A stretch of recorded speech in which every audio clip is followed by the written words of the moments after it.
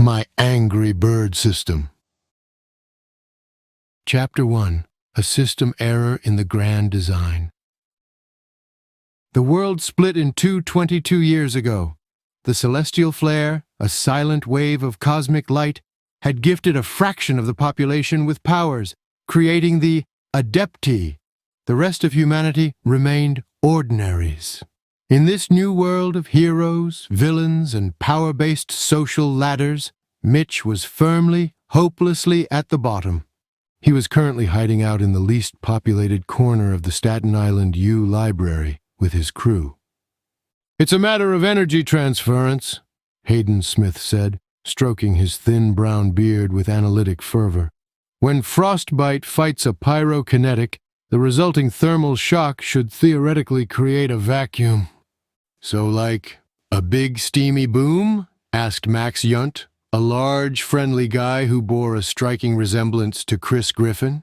"Exactly," Hayden beamed. "Boring," mumbled Clemens, his long, jet-black hair hiding his face as he sketched something dark and twisted in his notebook. "I think it's kinda neat, eh?"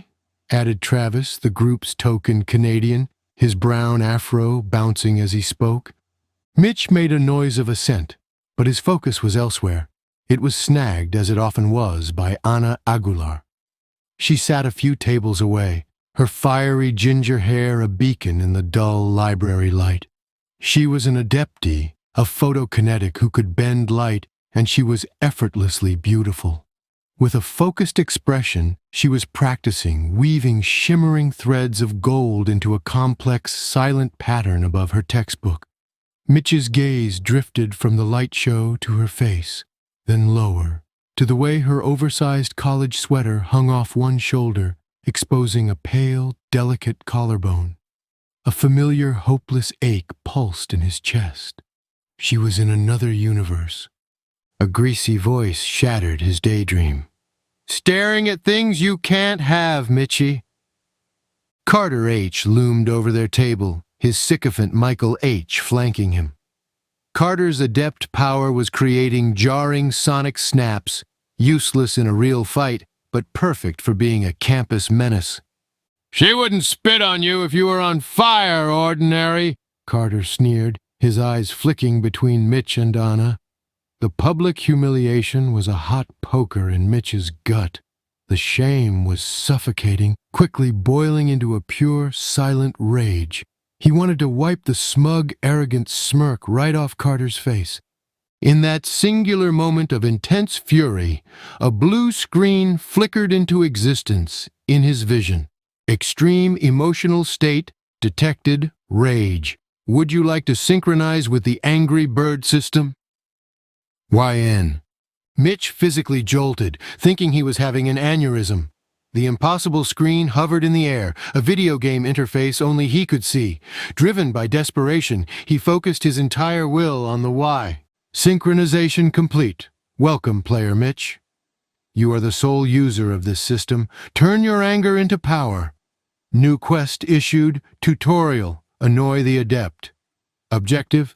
Channel your anger to disrupt a target's composure. Reward. 15 EXP. Basic skill. Slingshot. As Carter turned to mock Hayden's beard, Mitch's anger flared again. The system responded instantly. Target acquired, Carter H. Anger at 82%. Skill suggestion, Red's taunt. To activate, focus your intent. Do it, Mitch thought, pouring every ounce of his humiliation into the mental command. Suddenly, Carter let out a bizarre series of high-pitched, yipping cackles. "Ah la la la la!" he shrieked, his hands slapping over his mouth in horror. The entire library went dead silent. Every head, including Ana Aguilar's, turned to stare at the mortified adept. Carter, his face beet red, mumbled something and practically ran from the library. "Quest complete. Level up! You are now level 2! New core skill unlocked. Transform. Red. Find a secure location and state the command. Time to get angry!" "Dude," Travis whispered, his eyes wide. I have to go, Mitch stammered, his heart hammering against his ribs. He shoved his books into his bag and bolted, leaving his bewildered friends in his wake. He ran, his feet pounding the pavement, until he reached the most secluded place he knew, the old abandoned natatorium. He stood at the edge of the cracked, empty pool, the air thick with the smell of chlorine and decay. This was crazy, but the memory of Carter's face and the thrill of the power he had felt was too potent to ignore. He took a shaky breath. "Time to get angry," he whispered, his voice echoing in the vast, empty space. The world twisted. It was a dizzying, disorienting rush as his tall frame compressed, his bones shifting, his skin erupting into a coat of thick crimson feathers. His mouth and nose stretched and hardened, forming a conical yellow beak. When the sensation stopped, he wobbled forward and looked into a puddle of grimy water. Staring back at him was not a lanky, nerdy college student. It was a 3-foot-tall, perfectly round, furious red bird. He was real, and he was angry. Chapter 2. Observe, Perv, and Unnerve. Panic is a poor substitute for anger. The fury that had triggered the transformation evaporated, replaced by a fresh, cold wave of terror as Mitch stared at his new avian form. He tried to walk. His round body tilted precariously on 2 thick yellow legs. He flapped his feathery nubs, achieving nothing but a slight, undignified wobble. This couldn't be his life. He was going to be captured and studied, ending up as a footnote in some DAA textbook on rogue biological manifestations. As his panic spiraled, a new text box appeared in his vision, its blue light calm and clinical. Emotional state panic. Anger levels dropping to critical. Transformation requires sustained anger. To de-transform, return emotional state to calm. Calm. Right. How was he supposed to be calm when he was a 3-foot-tall cartoon bird? He squeezed his bird eyes shut and did the only thing he could think of. He began reciting the periodic table. Hydrogen, helium, lithium, beryllium. The sheer, monotonous boredom of it was like a bucket of ice water on his frantic mind. By the time he got to boron, he felt a strange, reverse vertigo. The world stretched, his skin tingled as feathers receded, and his bones unfolded themselves with a series of unsettling pops.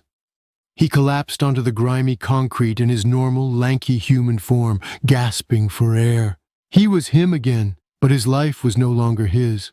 He managed to sneak back to his dorm, where his friends ambushed him the second he walked through the door. "Dude, where did you go?" Travis demanded, his afro practically vibrating with energy. "That was insane! Carter totally wet himself!" "I'm telling you, it was a psychosomatic backlash of his own adept ability," Hayden theorized, already deep into a half-baked explanation. The shame of being called out non-verbally caused a feedback loop in his sonic... "I just had to go," Mitch lied, his heart thumping. The weight of the secret felt like a physical stone in his gut. As his friends continued to debate, a notification chimed in his mind, reminding him of the other reward for his victory. Skill unlocked. Observe LVL1. Focus on a target to see their underlying data. More details may be revealed as the skill levels up. A new, reckless curiosity overpowered his fear. He had to try it. Making an excuse about needing a book for class, he left his friends and headed back toward the library, his new power a buzzing secret in his mind. He found a spot where he could see Ana Aguilar through a large window. She was still studying, her ginger hair catching the afternoon light. He focused on her, his breath held tight in his chest. Observe. A detailed panel shimmered into view. Ana Aguilar, LVL 18 Adept Photokinesis. Status, frustrated, advanced light refraction, silently humming the Space Kittens Unite cartoon theme song. Attraction, LVL, unaware. Mitch's brain short-circuited. Level 18. She was powerful. But she was also humming the theme song to a goofy kids' cartoon. The mix of intimidating power and adorable nerdy detail was potent, but it was the last line that made his face burn. Attraction level. Unaware. The system had a stat for that? He felt like he'd just read her diary. It was the ultimate pervy cheat code, and his guilt was instantly matched by a shameful thrill. See anything you like? The voice was smooth, amused, and right beside his ear. Mitch yelped and jumped back, spinning to see Ava DeRuthie leaning against the wall, an iced coffee in her hand, and a mischievous smirk on her face. Her black hair cascaded over one shoulder, and her eyes sparkled as if she knew the punchline to every joke in the universe. I was just looking at the bricks, he stammered. Fascinating bricks, she said, her smirk widening. She took a sip of her coffee, her eyes never leaving his.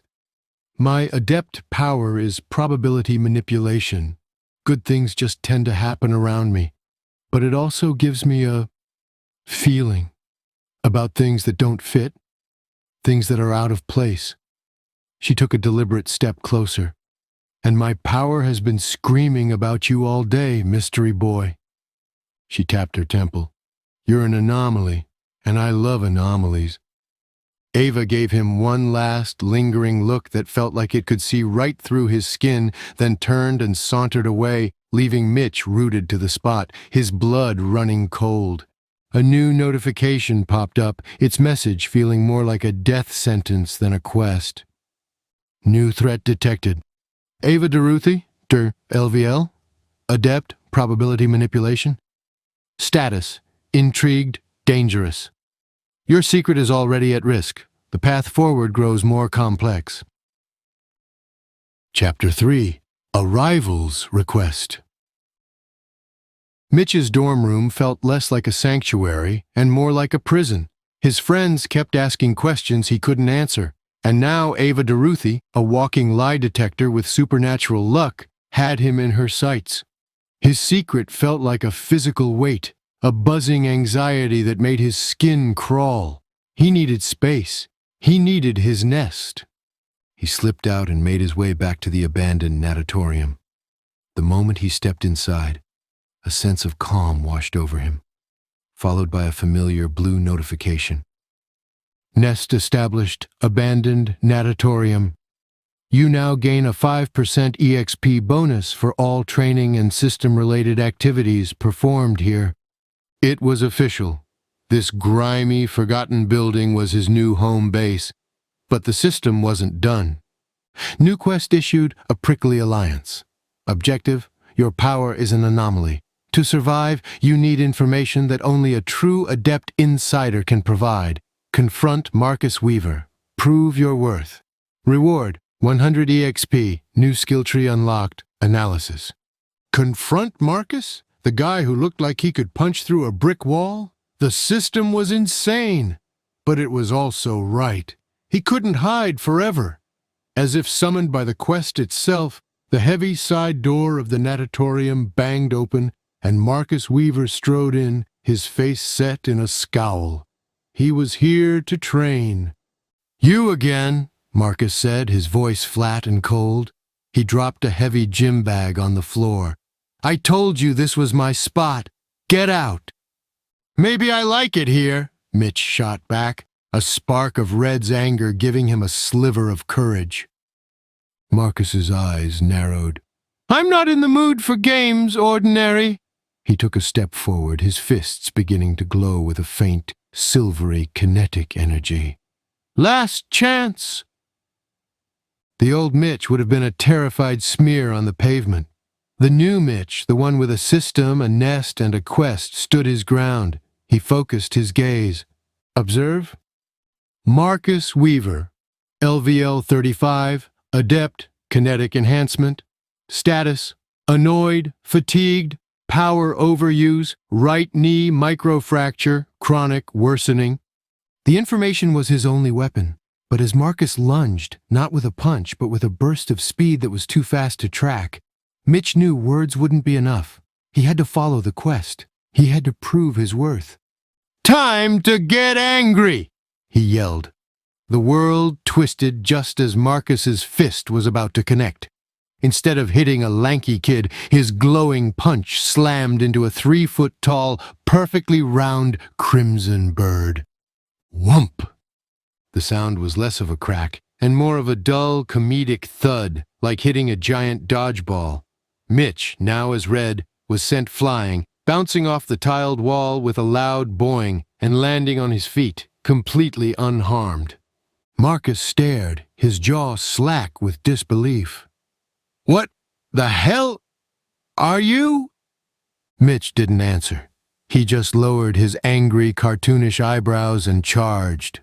What followed wasn't a fight so much as a physics experiment gone wrong. Marcus was faster, stronger, and a trained fighter. But Mitch was bouncy and weirdly durable. Marcus would throw a kinetically charged punch, and Red would absorb the blow, ricocheting around the empty pool like a pinball. Marcus would try to grab him, only for Mitch to be too round and solid to get a decent grip on. It was a frustrating, absurd, and utterly humiliating experience for the campus's top adept. "Stand still!" Marcus roared, his fatigue making him sloppy. He lunged again, putting all his weight on his right leg. Mitch saw his opening. As he bounced off the far wall, he used Observe again, his focus entirely on the injured knee. The system fed him a stream of data: the exact location of the fracture, the strain on the surrounding tendons, the flawed kinetic field around it. Instead of counterattacking, Mitch skidded to a halt right in front of him. "If you pivot on that right knee one more time," he squawked, his voice a strange, high-pitched version of his own, "the microfracture is going to snap clean through the patellar tendon. You'll never run again." Marcus froze mid-lunge, his face draining of all color. The silvery aura around his fists vanished. He stared down at the furious red bird who had just diagnosed his career-ending injury with impossible precision. Mitch felt his anger subside and transformed back, collapsing onto the dusty floor. He was breathing heavily, but he had won. Marcus slowly straightened up, his arrogance gone, replaced by a tense, calculating desperation.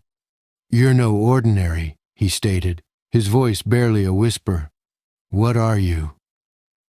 "I'm the guy who knows your secret," Mitch replied, getting to his feet. "And I'm the only one who can help you." He laid out the deal he had formulated in his head a chapter ago. But this time, it was backed by a demonstration of his power. He would help with the knee. In return, Marcus would tell him everything about the world of Adepti, and especially about the Herosite. Marcus looked at the strange boy who could turn into a durable, bouncy bird and see the secrets in his bones. He had no other choice. "Deal," he said, the word tasting like defeat and a tiny, bitter sliver of hope. Chapter 4. Analysis, Anxiety, and an Alliance. The air in the natatorium was thick with a tension that had nothing to do with impending violence. It was the awkward, grating friction of two people from different universes being forced to occupy the same space. Marcus, the adept prodigy, leaned against the wall, his arms crossed, while Mitch, the secret birdman, sat on the edge of the empty pool, trying to appear nonchalant. "So," Mitch started, "the Herosite." Marcus let out a sigh, the sound echoing in the cavernous room. His pride was clearly still smarting. "The DAA is keeping a lid on it, but he's hit at least 6 Adepti in the state. 2 were pro-heroes." He wouldn't meet Mitch's eyes, instead staring at a crack in the tile. "They weren't just drained. Their core gene, the part of our DNA that grants abilities, it was hollowed out, erased. Whatever he does, it's permanent." The information sent a chill through Mitch. This wasn't just power stealing. It was a fundamental violation of a person's being. As Marcus spoke, a welcome chime sounded in Mitch's head. "Quest complete. a prickly alliance. You have proven your worth and gained an insider source. Trust is fragile. Cultivate it. Reward: 100 EXP, new skill tree unlocked. Analysis. Analysis LVL1 allows the user to break down complex data, situations, or problems into their core components to identify weaknesses and potential solutions. A new tool. Perfect. Okay, Mitch said, standing up. That's a start. Now let's look at that knee. Before Marcus could protest, Mitch focused on him, activating not just observe, but his new analysis skill on the problem. Analyze Marcus Weaver's knee injury. The world seemed to dissolve into a stream of data, far more complex than a simple observe. Problem: chronic cartilage degeneration. Analysis: injury caused by repeated overuse of kinetic enhancement before skeletal maturity. Subject's own kinetic field is preventing natural healing by creating a state of perpetual energetic friction at the cellular level. Standard adept healers fail because they try to mend the physical damage, which is immediately undone by the subject's own power.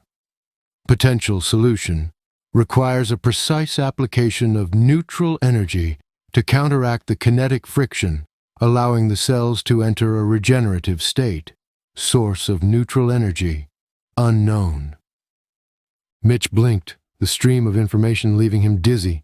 He didn't have neutral energy. He had anger energy. But the analysis gave him a real, tangible path. Your own power is stopping it from healing, Mitch said aloud, echoing the system's findings. Marcus's head snapped up. What? That's impossible! It's creating friction at the cellular level, Mitch continued, feeling a surge of confidence. We don't just need to heal it. We need to calm the energy around it first. Before their strange new partnership could progress, Mitch's phone buzzed with a frantic series of texts from Travis.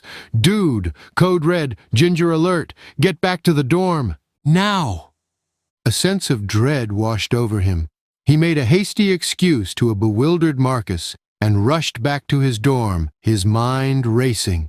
He opened the door to find Ana Aguilar standing in the middle of his small room, holding a container of still-warm cookies.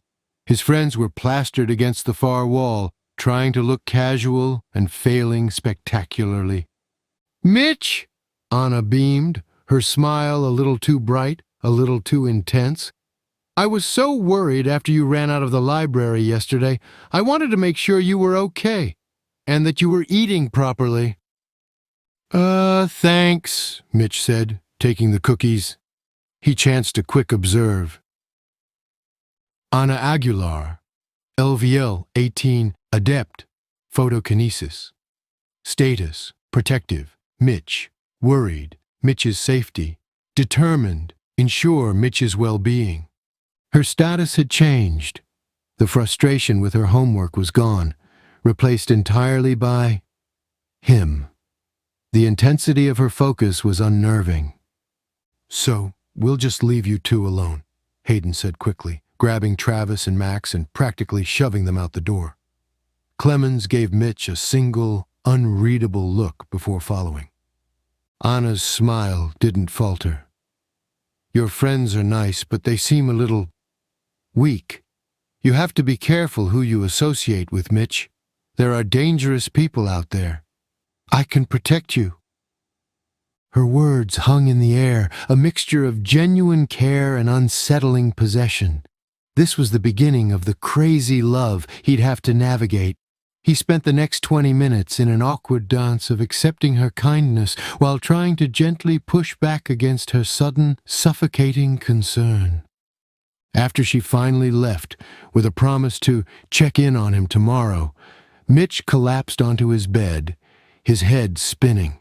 He had an alliance with his rival, a new analytical power, a potential solution for a supposedly incurable injury, and a beautiful, powerful adept who was quickly becoming obsessed with him. He looked at his hands. Maybe, just maybe, if he could control it, his anger energy didn't have to be destructive. Maybe it could be focused into the neutral energy the analysis mentioned. Maybe he could actually fix Marcus. The thought was both terrifying and exhilarating. His life was officially a 50-50 split. Half high-stakes supernatural thriller, half deeply awkward romantic comedy. And he was the star of both. Chapter 5. First Rule of Bird Club. The abandoned natatorium became Mitch's laboratory and dojo, with Marcus Weaver acting as the world's most reluctant sensei. Their sessions were a bizarre mix of cutting-edge power theory and pure slapstick. "No, you idiot!" Marcus barked, rubbing his temples as Mitch, in his red form, tried to mimic a standard adept fighting stance and ended up rolling onto his back like an overturned turtle. "Your center of gravity is all wrong. You're a ball. Use it. Be the ball." "I am the ball!" Mitch's squawked voice echoed. It was hard to sound intimidating when you sounded like an angry parakeet. The comedic frustration of their training was offset by the intense seriousness of their healing attempts. Mitch would sit, in human form, focusing all his will on channeling his anger energy. He visualized it not as a red, chaotic fire, but as a calm, steady, blue light. He'd try to project it, to touch Marcus's injured knee with that controlled energy. The first few times he just gave Marcus a hot foot. But slowly, painstakingly, he was gaining control. The system even registered it. New subskill, Learned Energy Modulation, LVL 1. You can now alter the state of your anger energy from destructive to neutral. Control is minimal. It was progress. Their strange alliance was actually working. Unfortunately, Mitch's social life was deteriorating at the same rate his powers were growing. Anna's check-ins had become a daily routine, her protective gaze making it hard for him to even talk to his friends. The whole situation was a ticking time bomb, and Mitch had a feeling he knew who was holding the match. The match was lit on a Tuesday night. Mitch was leaving the library late, his bag heavy with books he'd barely been able to read through Anna's constant, worried texting. He cut through a dimly lit quad, the quickest route to his dorm. Well, well, look what we have here. Mitch's stomach turned to ice. Carter H. stepped out from behind a statue, but he wasn't alone this time. Two larger, meaner-looking adepti flanked him, a bulky kid with skin that shimmered like rock, and a wiry girl whose hands crackled with static electricity. "Heard you were telling people I short-circuited," Carter sneered, cracking his knuckles. "My friends and I are here to help you test that theory." There was no room to run, no crowd to cause a distraction. Observe flashed in his mind. 3 adepts, levels 7, 8, and 6. Low level, but together, against him. He was screwed, but fleeing wasn't an option. As the rocky kid lunged, Mitch ducked back into the deep shadows between 2 buildings. "You want a freak? I'll give you a freak," he muttered, the familiar rage surging through him. "Time to get angry." He transformed just as the kid reached the shadows. The adept let out a yell of surprise as his fist, instead of connecting with a jaw, slammed into a solid, surprisingly dense red sphere. "Thwack!" the kid cried out, shaking his hand as if he'd punched a bowling ball. From the darkness, a furious red bird waddled out into the dim light of the quad. The 3 adepti stared, their tough guy facades momentarily shattering into pure, slack-jawed confusion. "What is that?" the electric girl stammered. The fight that followed was chaos theory in motion. The adepts were trained to fight people, not cartoon physics. The rocky kid hardened his skin, but Red didn't punch. He just launched himself using slingshot off a nearby wall and slamming his dense body into the kid's chest, knocking him flat on his back. The electric girl shot bolts of static electricity, but they seemed to fizzle harmlessly against his strange, feathery form. Mitch using observe and analysis in the heat of battle, saw their weaknesses instantly. Target: Static Shock Susie.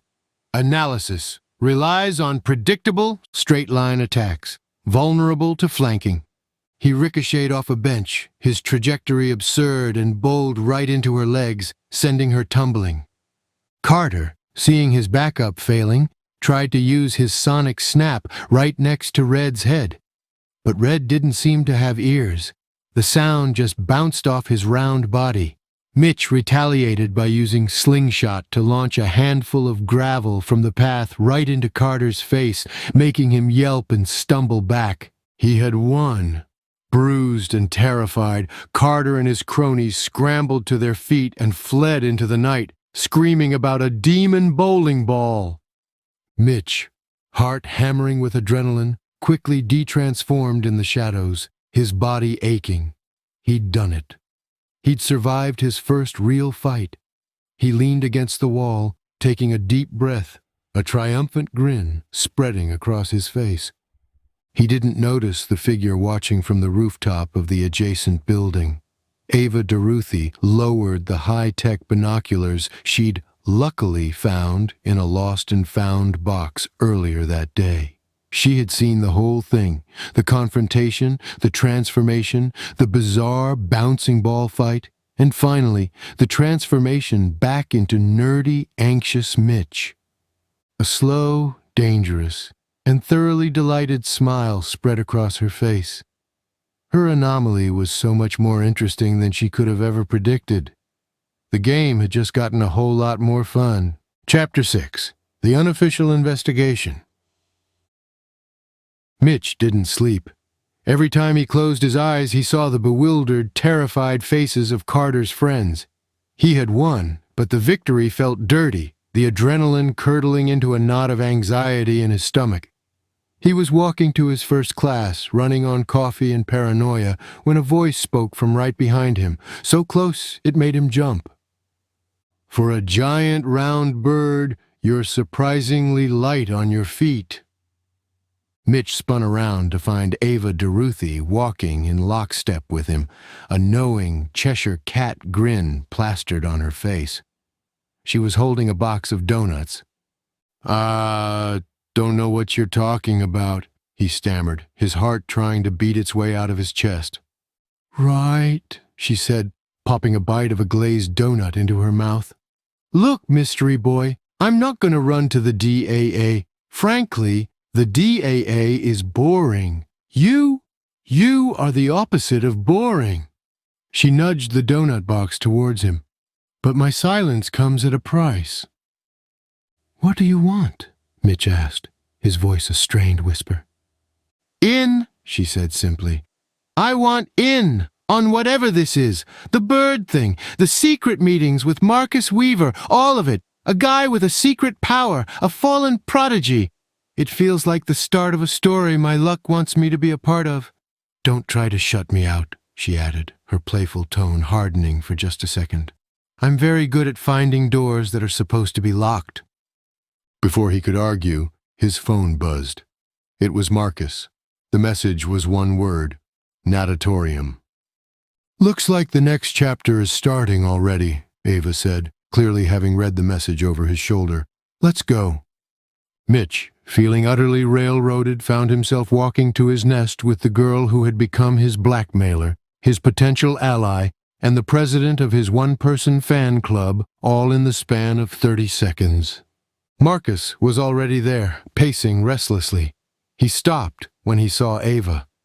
"What is she doing here?" "She knows," Mitch said, the admission feeling like a surrender.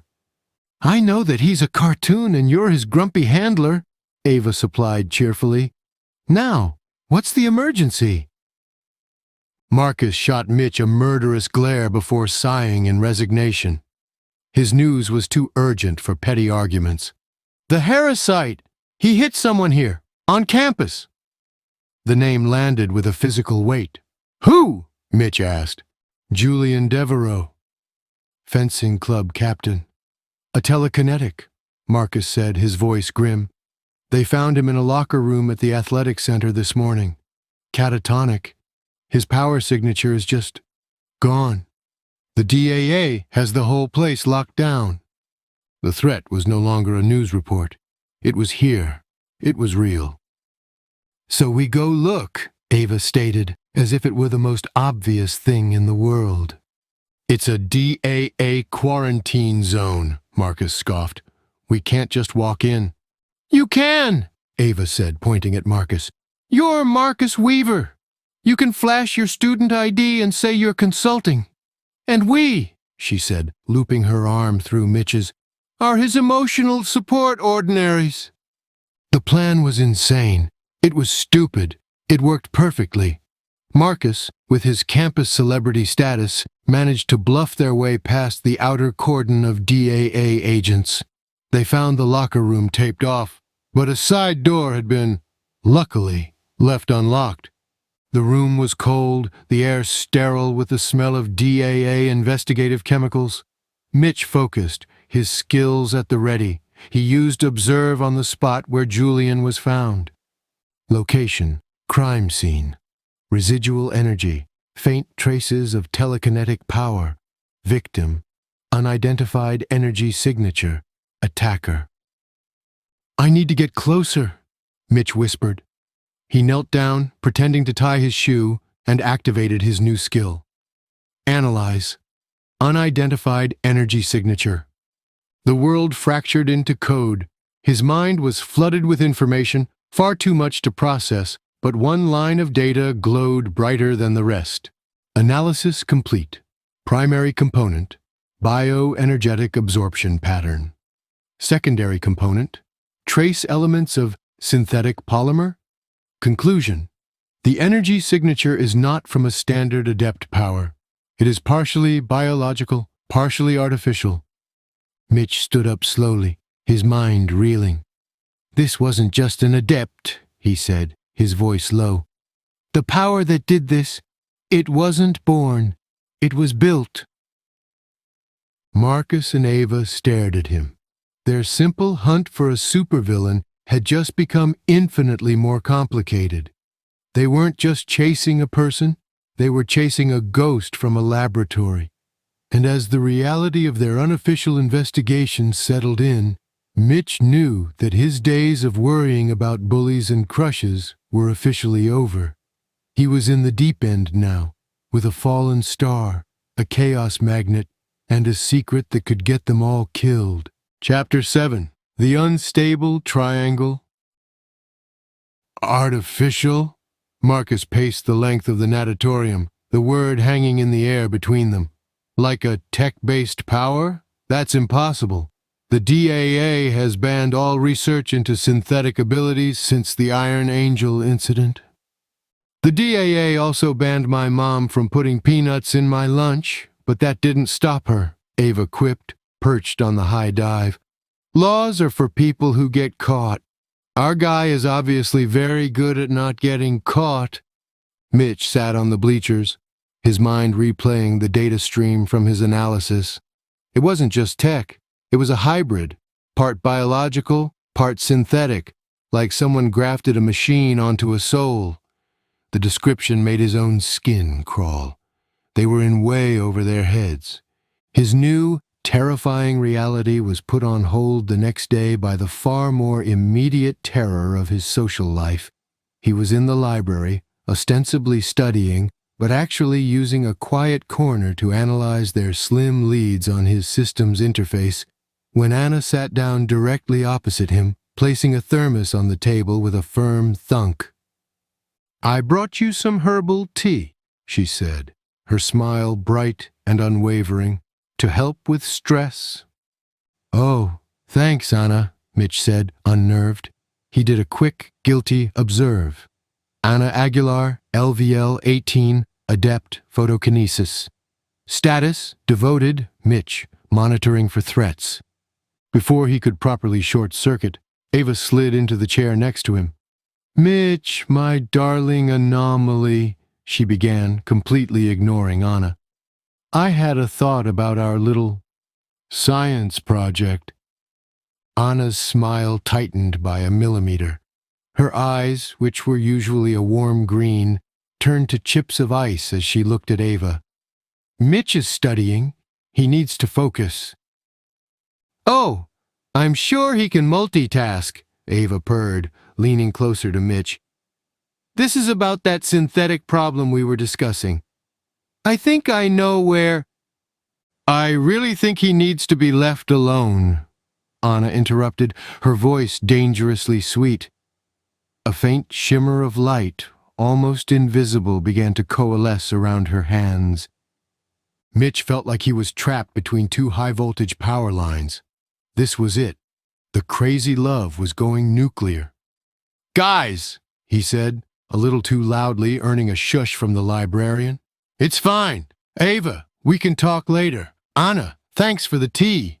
It's great. Ava smirked, giving him a look that said, You are so much fun, and sauntered away.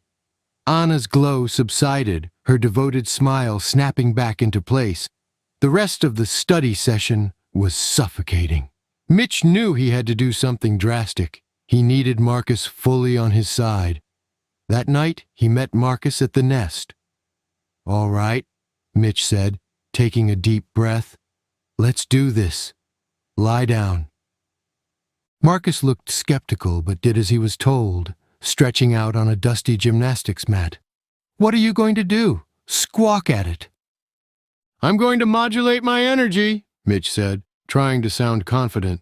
He knelt beside Marcus's injured knee. He closed his eyes, summoning his power, but instead of the hot, chaotic red of anger, he focused on the cool, controlled blue he'd been practicing. He activated energy. Modulation point. A faint blue light emanated from his hands. It was weak and flickered constantly, but it was there. He placed his hands just above Marcus's knee, directing the fragile stream of neutral energy into the joint, guided by the memory of his analysis. The effort was immense. It was like trying to thread a needle in a hurricane. Sweat beaded on his forehead. The system flashed warnings. Anger levels dropping. Energy drain at 300%. He felt like he was going to pass out, but he held on, pouring his focus into that single, calm stream. After a minute that felt like an hour, he collapsed backward, his energy reserves completely drained. Marcus sat up slowly, flexing his knee. He stopped. He flexed it again. His eyes went wide. The pain, he whispered, looking at Mitch with a new, profound sense of awe. It's dull. It's not gone, but it's better. Better than any healer has ever done. He stood up, putting weight on it without the usual sharp wince. The arrogant prodigy was gone, replaced by a true believer. The alliance was no longer a negotiation. It was a bond, forged in secret and sealed by a miracle. Thank you, Marcus said, the words heavy with genuine gratitude. Don't thank me yet, Mitch panted from the floor. Just tell me we have a next move. Marcus nodded, his expression now serious and resolute. We do. That synthetic polymers you found. The DAA has exclusive contracts for their high-tech gear. Only 3 corporations in the country have access to that level of bio-integration tech. He looked at Mitch, his eyes burning with a new fire. One of them, Von Brains Industries, has its main research campus just an hour from here. Chapter 8, The House of Brains.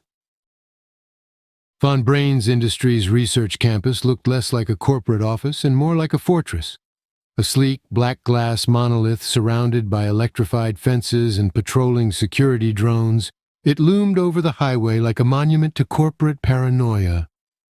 So, that's where they make the evil hair monsters, Ava said, peering through a pair of binoculars from their vantage point in the wooded hills overlooking the campus. Charming. The 3 of them were huddled over a schematic of the campus Marcus had acquired from a DAA database. Their plan was, to put it mildly, suicidal. DAA inspection protocols mean there's a mandatory system diagnostic every night at 2 a.m., Marcus explained, pointing to a ventilation shaft on the roof. For 3 minutes, The pressure sensors and laser grids are offline. That's our window. And how do we get to the roof of a 20-story building? Mitch asked. I give us a boost, Marcus said, gesturing to himself. Literally. I can use my kinetics to jump us most of the way up. We'll have to climb the last few floors. Sounds risky, Mitch muttered. Don't worry, Ava said with a wink, pulling a crumpled piece of paper from her pocket. I found the security guard patrol schedule lying on the ground at a bus stop. Totally lucky, right? They have a 15-minute shift change at 1:55 a.m. The north face will be a complete blind spot. It was the dumbest, most threadbare plan Mitch had ever heard. Later that night, huddled at the base of the colossal building, the plan felt even dumber. But Marcus's kinetic jump was astonishingly powerful, launching them up the side of the building in a series of controlled, sickening leaps. The last few floors were a terrifying climb, but Ava's luck held, and they scrambled onto the roof during the patrol blind spot. The infiltration went unnervingly smoothly. The ventilation shaft led them into the building's sterile, white corridors. Ava, with her supernatural intuition, would guess a 4-digit passcode on the first try. Marcus would use his adept speed to move them past cameras in the blink of an eye. Mitch acted as their scanner, using Observe to check for hidden alarms and life signs behind doors. They found what they were looking for on the 13th floor, which was ominously absent from the official building directory. A key card, conveniently dropped by a fleeing scientist in a security video Ava managed to access, gave them entry. The lab inside was a sterile nightmare. Glass containment cells lined the walls.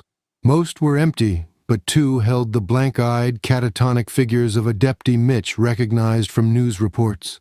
Vats of bubbling, glowing green polymer stood next to workstations covered in incomprehensible equations and diagrams of human DNA intertwined with machine code.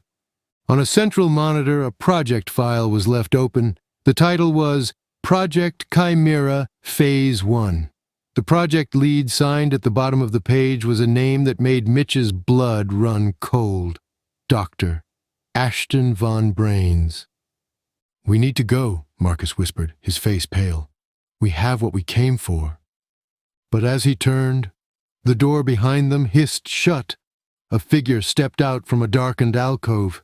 It was a security guard, but something was horribly wrong.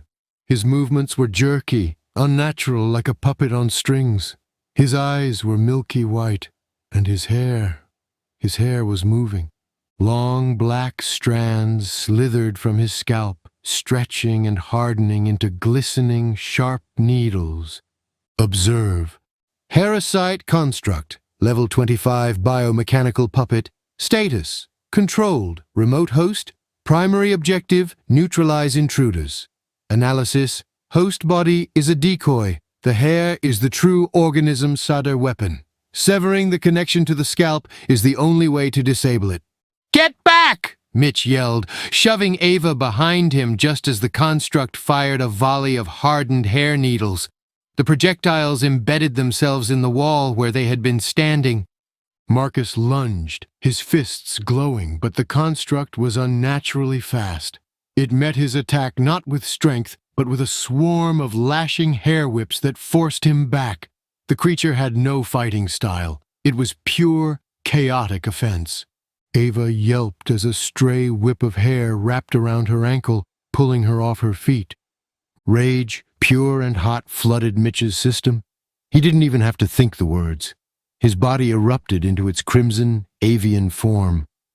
"A bird?" Marcus grunted, dodging another volley of needles. Red didn't answer.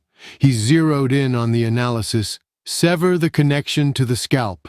He launched himself forward, not at the puppet's body, but at its head, using slingshot to bounce off a containment cell for extra velocity. The Hyrosite construct, its programming unable to compute the bizarre, bouncy projectile, was a fraction of a second too slow to react. Mitch slammed, beak first into the side of the guard's head with the force of a cannonball. There was a sickening squelch and a spray of green polymer. The animated hair went limp, clattering to the floor like a pile of uncooked spaghetti. The guard's body collapsed, truly inanimate this time. Silence descended on the lab, broken only by their ragged breathing. They had survived. They had the truth. But the alarms were blaring now, red lights flashing across the horrific scene. They were trapped deep inside the enemy's lair, with an army of security on its way. Their investigation was over. Now, it was a fight for their lives. Chapter 9: Collateral Damage. The escape was pure adrenaline-fueled chaos. Alarms shrieked a deafening song as red lights painted the sterile corridors in shades of blood. "This way!" Marcus yelled, his hands glowing. He blasted a kinetically charged wave of force at a locked metal door, buckling it off its hinges. They sprinted through the opening, with Mitch, still in his red form, acting as a bizarre rear guard. A squad of armored security guards rounded the corner, armed with advanced DAA-grade stun rifles. "Don't let them get away!" one shouted. Ava, running alongside Mitch, suddenly stumbled, her foot, luckily, kicking a fire extinguisher off its wall mount. The canister skittered across the polished floor, perfectly clipping the legs of the lead guard and sending the entire squad piling up in a heap of tangled limbs and curses. "My bad!" she yelled over her shoulder. They crashed through a lab filled with bubbling vats, Marcus shattering a window at the far end. They were nearing the ground floor, but their luck was running out. A heavy security gate slammed down in front of them, blocking their exit. Behind them, 24 guards were closing in. "I can't punch through that!" Marcus grunted, his power already taxed from the earlier fight and the escape. "It's reinforced neo-steel!" Ava was frantically trying to hack the nearby control panel. "No good! It's on a hard lockdown!" The guards were advancing, rifles raised. They were trapped. Anna's frantic texts were buzzing in Mitch's pocket, a vibrating counterpoint to the impending doom. "Mitch! Where are you? First! Feel like something is wrong! Answer me! Mitch!" He had no time for that. He looked at his cornered friends, at the encroaching guards ready to stun them, drag them back to that lab, and turn them into the next experiment. A different kind of anger surfaced, not the hot flush of humiliation, but a cold, terrifyingly pure rage. He felt the system respond, offering him something new. Threat level, critical. Adrenaline and anger levels surging. New skill unlocked. Reds. Wrecking ball.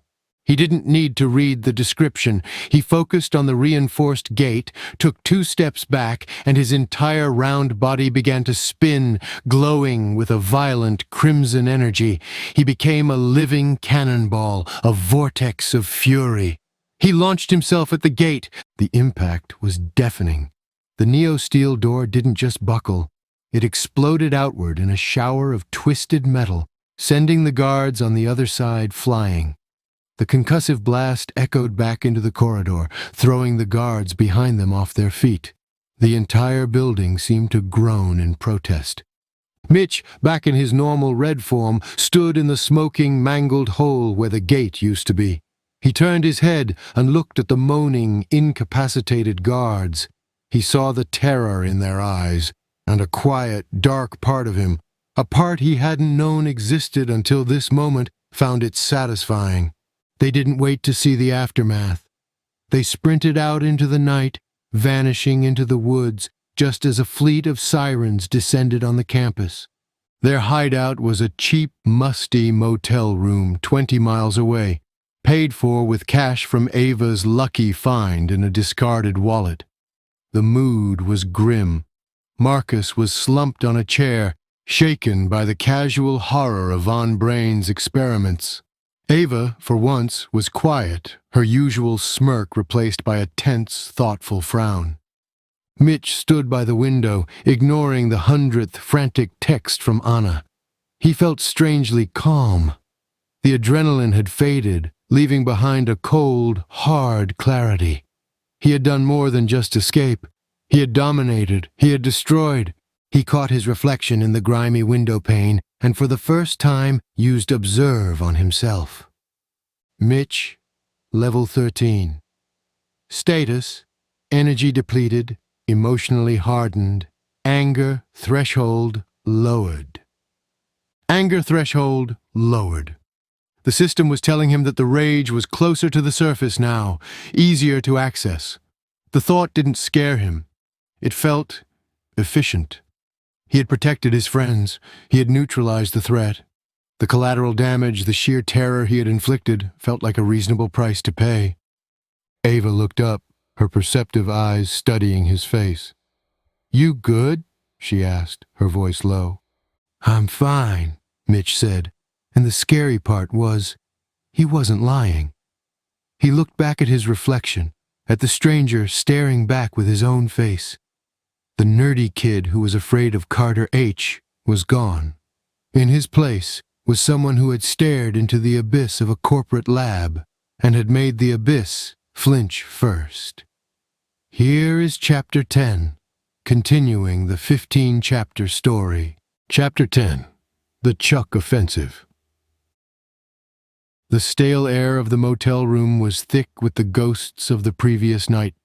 Marcus stared blankly at the wall, the images from the Von Braun's lab clearly on a loop behind his eyes.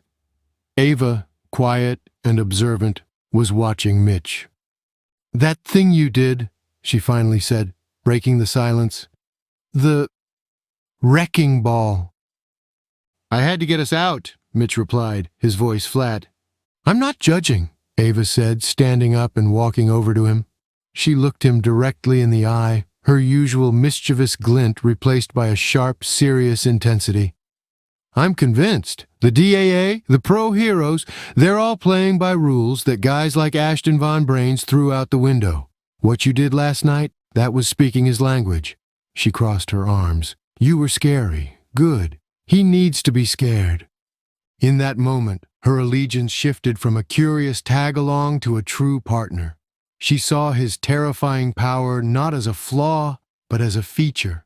She was in, all the way in. Before Mitch could process her declaration of ideological support, his phone, which he had put on silent, lit up with its 27th missed call from Anna. A wave of guilt and dread washed over him. He had to call her. He stepped outside into the humid Ohio night, the motel's buzzing neon sign painting everything in a sickly pink light. He dialed. She answered on the first ring. "Mitch! Oh my God, are you okay? I was about to call the DAA. I knew something was wrong. I could feel it. Where are you? Are you hurt? Who hurt you? I'll kill them."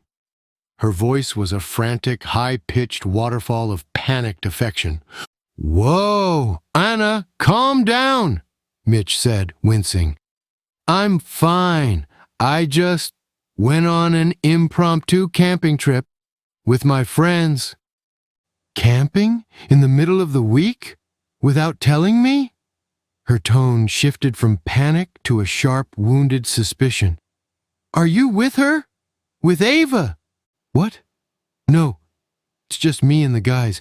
Hayden wanted to study moss. It's a biology thing. Very boring." The lie was so flimsy it was transparent.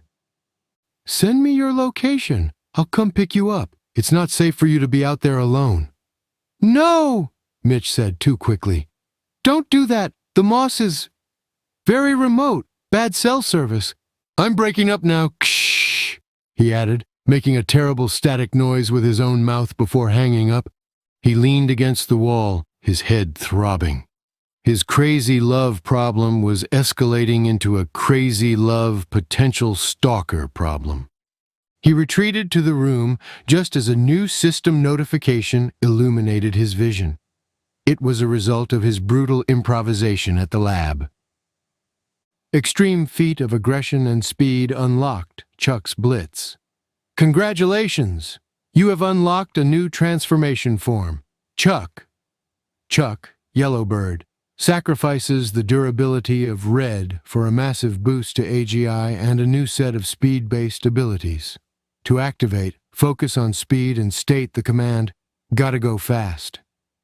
A new bird, a faster one. The timing felt significant. Red was a defender, a durable wall. Chuck was a weapon. "What is it?" Marcus asked, noticing the look on Mitch's face. "A new development," Mitch said. He needed to try it, just for a second. He looked at the narrow space between the two beds. "Stand back." He took a breath, focusing not on anger, but on the frantic, buzzing energy of the escape, the need for pure, unadulterated speed. Gotta go fast. The transformation was different. Instead of condensing, his body felt like it was stretched taut like a rubber band. He became leaner, pointier, his form shifting into a triangle shape of bright yellow feathers. The moment the transformation completed, the world exploded into motion. He tried to take a single step and instead shot across the room in a yellow blur, slamming into the wall next to the door with a loud thwack that shook a framed painting of a duck off its hook. He de-transformed, collapsing onto the floor in a daze, a new triangular-shaped dent in the drywall. "Okay," Ava said after a moment of stunned silence. "So that one needs some work." Mitch groaned, rubbing his head. But through the dizziness, a new resolve was hardening. He looked at Marcus's worried face and Ava's intrigued one. He thought of the catatonic adepti in their cells, of the Hierocyte construct, and of the cold satisfaction he'd felt when he'd brought that building to its knees. The nerdy kid who studied moss was gone. The bouncy red ball was just one tool in his arsenal now. He got to his feet, a new, dangerous glint in his eye.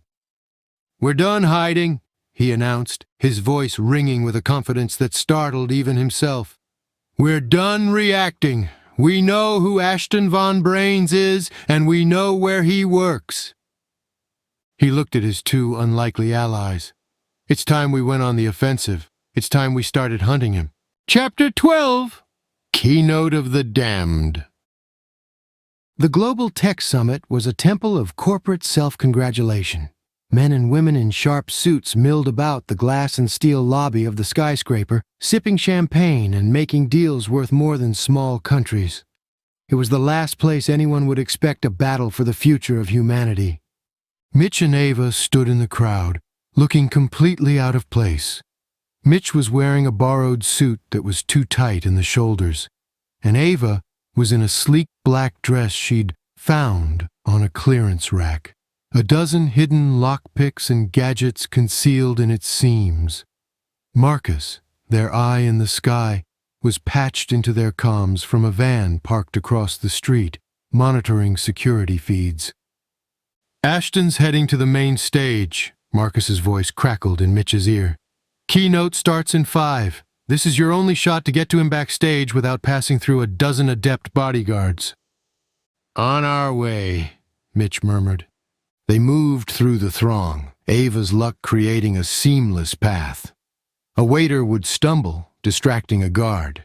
A dropped phone would make someone bend down at just the right moment to block a camera. They slipped through a service door and into the cool, dark labyrinth of the backstage area. On a massive screen, they could see Ashton Von Brains walk onto the stage to thunderous applause. He was charismatic, handsome, with a visionary's gleam in his eye. He looked like a tech messiah, not a monster.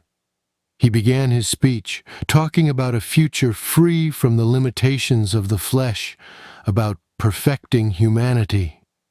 "He's talking about his project," Ava whispered, her eyes wide. "He's hiding in plain sight." They found him after the speech, alone in a cavernous, private office overlooking the city. He was pouring himself a drink, the picture of calm success. "I was wondering when you might arrive," Ashton said, without turning around. "The anomalies from the research campus, the bird, and the girl who bends probability. I've been studying you." He turned, and for the first time, Mitch used observe on their true enemy. Ashton Von Brains, LVL, Adept Class, Unknown, Synthetic Hybrid, Status, Arrogant, Predatory, Patient. You see Adept powers as a gift, Ashton said, taking a sip of his drink. I see them as a cancer, a chaotic, unpredictable mutation that holds humanity back. I am not destroying powers, my boy. I am curing them. I am the next step. As he spoke, his skin seemed to shimmer. His hair, dark and perfect, began to writhe and undulate, slithering down his shoulders and arms, forming a glistening black armor. Dozens of sharp, needle-like tips extended from the strands, all aimed at them. He was his own masterpiece. "Let's begin the procedure," he hissed. Ava acted first, throwing a handful of ball bearings across the slick marble floor. Ashton's first step was a comical slip, throwing his initial volley of hair needles off target. The moment of distraction was all Mitch needed.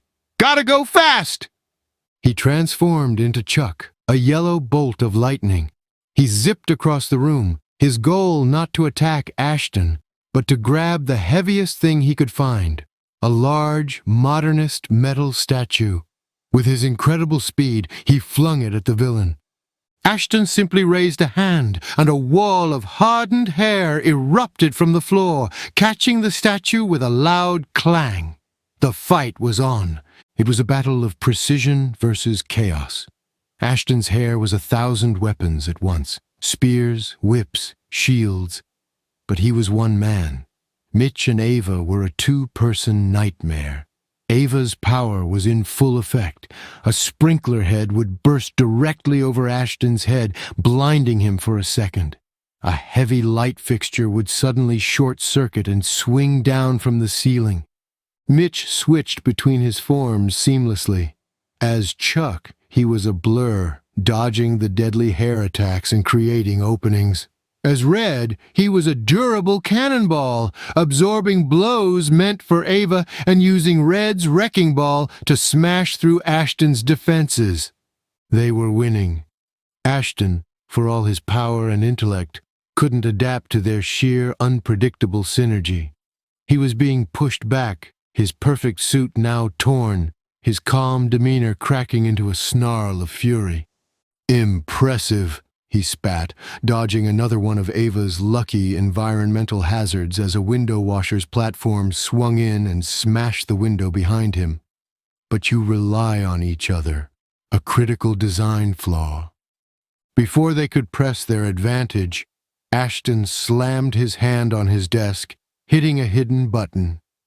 A barely visible energy field shimmered to life around the room, trapping them. At the same time, the wall behind Ashton slid open, revealing Marcus, unconscious and strapped to a metal chair, a single, glistening hair needle pressed against his temple. He must have been ambushed in the van.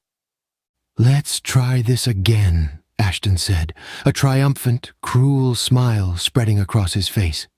His hair armor retracted, his calm returning. "You will surrender. Your powers will be catalogued and added to my own, or your insider dies. The choice is yours." Mitch stared at his captured friend, then at Ava, who stood beside him, her face grim. He was trapped.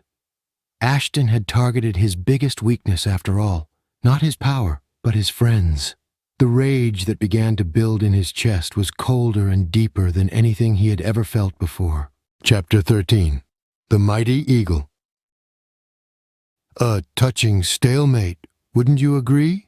Ashton Von Brains said, a smug, intellectual curiosity in his voice. He stood beside the chair where Marcus was bound, a single glistening hair needle hovering inches from Marcus's eye. The hero's classic dilemma: you can't win and you can't run. Mitch's mind raced, his analysis skill firing on all cylinders, searching for an angle, a weakness, a path to victory. But the data was stark. Conclusion: no viable outcome. All strategies result in hostage termination. "Let him go, Ashton," Ava said, her voice steady, though Mitch could see the tension in her knuckles.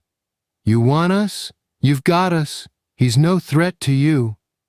"Oh, I know," Ashton purred, "but he is a threat to you, and that makes him the perfect tool." To prove his point, he made a slight gesture. The hair needle dipped forward, pricking Marcus's skin just below his eye. A single drop of blood welled up.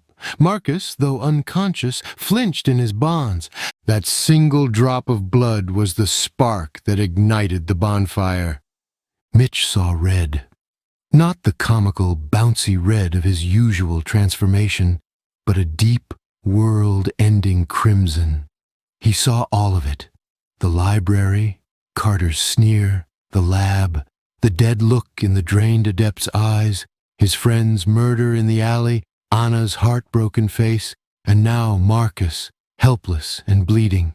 The entire broken, violent system of powers and the pain it caused coalesced into a single point of unbearable, perfect rage. He didn't just feel anger, he became it. The system, which had been his guide and mentor, seemed to cry out in alarm and awe. Warning: anger levels exceeding all known parameters. System limiters disengaged. Final protocol initiated. The Eagle has landed. Transformation unlocked. The mighty Eagle. Ashton felt the shift before he saw it. The air in the room grew heavy, charged with an oppressive, ancient power. The lights flickered and died. The sleek modern office was plunged into a sudden, primordial darkness, illuminated only by a growing, terrifying light emanating from Mitch. "What is this?" Ashton breathed, his scientific curiosity finally giving way to a primal fear. Mitch was no longer a boy. He was being unmade and remade. He grew, his form stretching and expanding, not into a round cartoon, but into something vast and majestic. Great, shadowy wings, far larger than his body, ripped into existence. His feathers were a dark, formidable brown and white, and his eyes glowed with the white-hot intensity of dying stars. He was a silhouette of raw power, a living legend torn from the game's code and made manifest.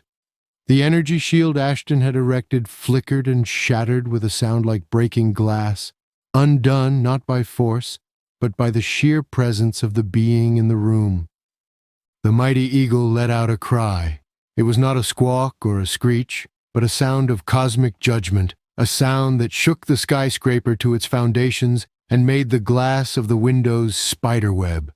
Ashton, panicking, launched his entire arsenal, 1,000 hair spears, a dozen lashing whips, a shield of black armor, all of it flew at the Eagle. They never reached him. The weapons of hair disintegrated into dust yards from the mighty Eagle's body, undone by the sheer pressure of his aura. He took one slow step forward, the floor cracking under his talons.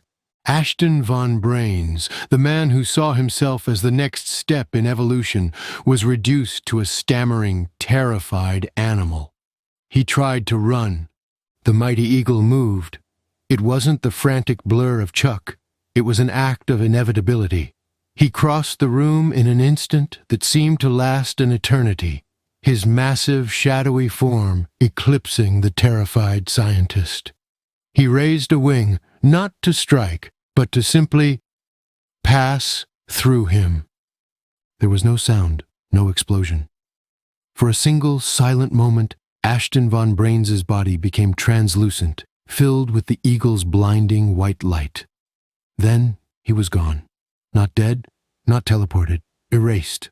The clothes he was wearing, the drink he had poured, the data on his desk, all that remained. But the man, his power, his synthetic biology, his very existence, had been utterly and completely annihilated. The shadowy wings folded, the intense light receded, and in the center of the room stood Mitch. Just a boy in a torn suit again, his chest heaving. The single strand of hair threatening Marcus clattered harmlessly to the floor.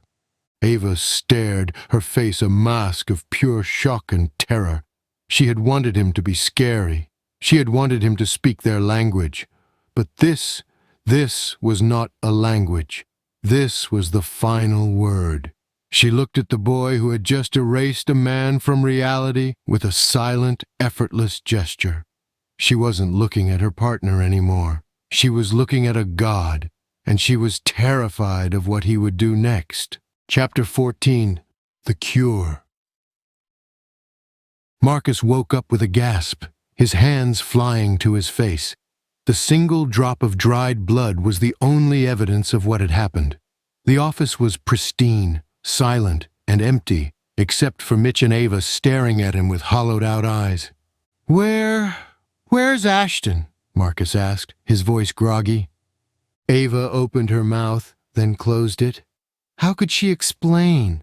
How could she describe the silent, absolute erasure she had witnessed? "He's gone," Mitch said, his voice devoid of emotion. "He won't be a problem anymore." There was no celebration. Their victory felt like a funeral. They slipped out of the skyscraper in the ensuing chaos, 3 ghosts leaving a tomb. A week later, the world was still reeling. The official story was that Dr. Ashton von Brain's celebrated genius had vanished, and a DAA investigation had uncovered his horrific illegal experiments. The news was a 24/7 cycle of talking heads, terrified politicians, and adepti experts calling for more regulation, more power, more control. From the back room of the comic shop, the trio watched the world burn on a small TV. "They're just shuffling the deck," Mitch said quietly, not looking away from the screen. "They're using the fear Ashton created to grab more power for themselves. Another hero agency, another threat assessment division. It's just building a taller cage." "That's how it works, Mitch," Marcus said, his voice weary. "A threat appears, we meet it. That's the job." "It's a failed system," Mitch countered, finally turning to face them. His eyes were calm, but it was a cold, unnerving calm, like the surface of a frozen lake. He gestured to the screen where a senator was grandstanding. "Observe, analyze." A stream of data, visible only to him, scrolled through his mind. Status, opportunistic. Analysis, using public fear to push anti-adept legislation that benefits his corporate donors. Predicted outcome, increased social. Division leads to adept separatist movements in 3 to 5 years. "He's not fixing anything," Mitch said. "He's just profiting from the chaos. They all are. I've been analyzing it for a week. The heroes, the villains, the governments. It's a self-perpetuating machine. The only variable is who dies in the crossfire." He looked at Ava. "You saw it, didn't you? In the lab, in his office, the cycle." Ava, who had been leaning against a long box, pushed herself off and nodded. Her usual smirk was gone, replaced by a look of grim certainty. "My power has always shown me the same thing," she said. "The game is rigged. The only way to win is to flip the whole table." She walked over and stood beside Mitch. What he did was monstrous, but his diagnosis was right. The power itself, it's a disease. Marcus stared at them, horrified. "You can't be serious. Our powers are part of who we are. You want to cure me? You want to cure Anna?" "I want to cure the world that killed my friend," Mitch said, his voice dropping to a near whisper. The memory of the loss, the senselessness of it, was the fuel for this new, terrible fire. "I want to make sure no one ever has to feel what I felt that day, what you felt when that needle was at your eye. The only way to do that is to ensure no one, hero or villain, can ever hold that kind of power over another person again." The line was drawn. Marcus, the prodigy who had dedicated his life to honing his gift, looked at the 2 people who now saw that gift as a plague. The alliance was broken. "I won't let you," Marcus said, his fists clenching. "You can't stop me," Mitch replied without malice. It was just a statement of fact. With a final, sad look at the friend he was leaving behind, Mitch turned to Ava. It's time. He didn't need to transform. He simply closed his eyes and reached out, not with his hands, but with his will. He tapped into the limitless, terrifying power of the mighty eagle, not as a weapon, but as a broadcast antenna. All over the world, every screen flickered and changed. TVs, phones, tablets, the massive digital billboards in Times Square, all of them simultaneously displayed a single static image. Mitch's calm, determined face. His voice was quiet, but it echoed in every corner of the globe. My name is Mitch. For a short time I was a part of your system. I have seen how it works, and I have seen how it fails. The endless cycle of conflict, powered by heroes and villains, ends today. He paused, letting the weight of his global hijack sink in. The age of the Adepti is over. For true peace to exist, the potential for this chaos must be removed. Starting now, I will be taking your powers. This is not an attack. It is not a punishment. His face on a billion screens looked out at a terrified world, his final words landing like a death sentence. It is a cure. Chapter 15. A World Without Anger. The world did not take the news well. Panic was a global tidal wave. Markets crashed, cities descended into chaos, and every adept on the planet, hero and villain alike, became a target of fear or a soldier in a war that had just been declared. The resistance, what was left of it, was small and desperate. Marcus, his powers now fully healed but feeling like a curse, led a handful of DAA agents and pro-heroes, and at his side stood Anna, her heart a cold, hard knot of grief for a boy who wasn't dead yet. They found Mitch and Ava at the place where it all began. The sprawling, now deserted campus of Staten Island U. Mitch stood in the center of the main quad, Ava at his side. He wasn't transformed, but power radiated from him in visible waves, bending the light and making the air hum. He was preparing to unleash his cure upon the world. "Mitch, don't do this!" Marcus yelled, his fists glowing with kinetic energy. Mitch didn't even look at him. "It's already begun, Marcus." As the DAA agents and heroes charged, reality itself seemed to tear open. Shimmering, colorful portals materialized in the sky. From them descended a bizarre and legendary host, a man with wild, spiky hair radiating golden energy, a soldier holding a star-spangled shield, a giant green beast, a panda who somehow radiated an aura of ancient wisdom, a talking sponge in square pants, a floating ball of meat, a tearful girl in a stunningly accurate cosplay. "Mitch, this isn't you!" The pantheon of heroes pleaded, their voices echoing with a strange, multiversal harmony. "Listen to your heart. There is still good in you." Mitch finally turned his head, his expression not of shock, but of mild intellectual annoyance. "More variables," he said, his voice quiet but carrying across the quad. "More powers." He raised a hand. He didn't shout or attack. He simply willed it. A wave of silent, colorless energy washed over the assembled icons. The golden aura vanished. The super soldier stumbled. The gamma monster shrank, turning back into a confused-looking scientist. The dragon warrior's chi dissipated. The talking sponge wobbled and fell silent. They didn't scream. They just ceased. Their matter, their stories, their very concepts were unwoven from reality and erased, leaving nothing behind. The portals snapped shut. Silence. The handful of heroes charging Mitch stopped dead, their minds unable to process the casual, cosmic slaughter they had just witnessed. They broke and ran.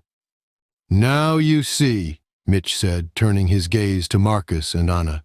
"There is no other way." Ava stepped forward to intercept Marcus as he charged, her luck bending the world around them, causing him to trip on perfectly flat ground.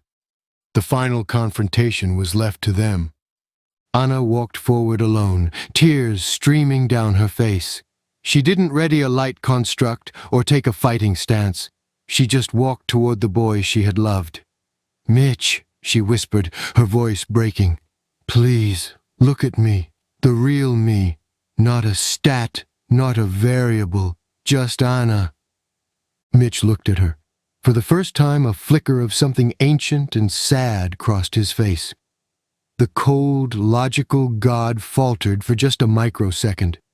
The system, for all its power, had no protocol for a broken heart. He saw the girl he had admired from across the library, the girl who hummed cartoon-themed songs. "I'm sorry, Anna," he said, and it sounded like his real voice. "But it's the only way to protect you, to protect everyone." "I know," she said, stepping into his personal space, right up against his chest. "I know you think that." She wrapped her arms around him in a final, desperate embrace. He didn't resist. For a moment, he was just a boy holding the girl he loved. That's when she drove the knife home. It wasn't a normal blade. It was a DAA prototype, a shard of null steel designed to destabilize adept core genes. It slid between his ribs, a cold, sharp shock of agony. Mitch gasped, his eyes wide with surprise, not at the betrayal, but at the sudden, overwhelming pain. The aura of power around him flickered violently. Ava screamed his name, but it was too late. He stumbled back, collapsing into Anna's arms. She lowered him gently to the grass of the quad. The system notifications were flashing frantically in his vision, a cascade of error messages and critical warnings before fading, one by one, into darkness. System shutdown imminent. Connection to host severed. The global hijack ended. The oppressive hum in the air vanished. The power of the mighty eagle faded from the world. Mitch looked up at Anna, the divine light in his eyes dimming, leaving only the familiar, frightened gaze of the boy she had met in the library. "Anna," he whispered. "I'm here, Mitch," she sobbed, holding him tight. "I'm here." He gave a small, weak smile. The anger was gone. The weight of his terrible purpose was gone. There was only the green of her eyes and the quiet of the campus. For the first time in a long time, he felt calm. And then he was gone. Epilogue, the quiet. 1 year later, the world didn't end. It just got quieter. The Mitch moment, as the historians called it, had fundamentally altered the global psyche. The age of flamboyant, godlike adepti was over. Powers were still a reality, but now they were treated less like a gift and more like a registered weapon. The DAA, massively restructured, monitored every new adept from birth. The fear of another cure being possible, of another individual gaining that much power, had put a permanent leash on hubris. Paranoia was the new world order. In a sterile briefing room in Washington, D.C., Marcus Weaver, now a high-ranking DAA field commander, slammed his hand on the table. His face was leaner, harder than it had been in college, the arrogance of his youth replaced by a weary authority. "The preemptive power dampening bill is a mistake," he argued to a panel of senators. "Treating every adept like a potential Mitch is how you create the next Mitch. Trust me, I knew the first one." His counsel was respected, his words carrying the weight of someone who had stood at the edge of the abyss and fought his way back.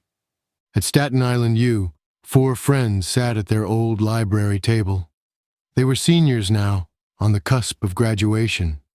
The spot where Mitch used to sit was empty.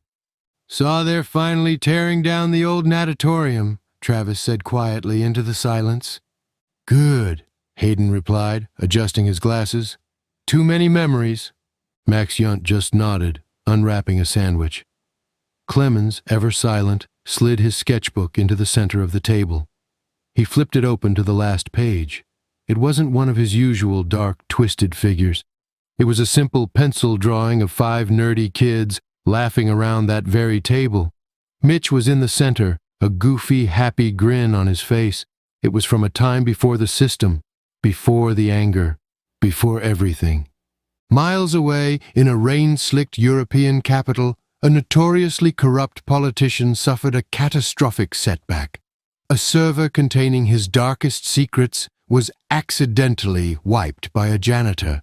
His primary investor, luckily, tripped on a loose cobblestone, breaking his leg and missing a crucial meeting. From a rooftop across the square, a woman with raven-black hair watched the chaos unfold through a pair of binoculars, a faint ghost of a smirk on her lips. Ava Deruthi lowered the optics and melted back into the shadows, a rogue variable in a world she still believed was fundamentally rigged. Ana Aguilar stood before the chain-link fence surrounding the abandoned natatorium. She wasn't a hero. The DAA had tried to make her one, to parade her as the savior of the brink, but she had refused. To the world, she was an enigma, the woman who had loved and killed a god.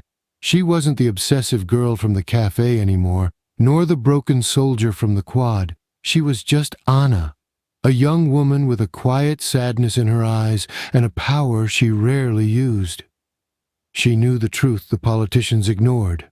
The world wasn't fixed. Tensions were simmering again. New conflicts were brewing. Mitch hadn't cured the world of anger, because the anger didn't come from powers. It came from people. He had failed, and she had failed him. But as she looked at the derelict building where a scared, nerdy boy had first transformed into a furious cartoon bird, she felt a flicker of something she hadn't felt in a long time. Not peace, not forgiveness, but acceptance. She loved him, and she had killed him. Both were true, and she would carry the weight of both truths for the rest of her life. Turning her back on the decaying monument to their shared past, Ana Aguilar walked away, leaving the ghosts behind as she stepped into the quiet, uncertain future she had been forced to create.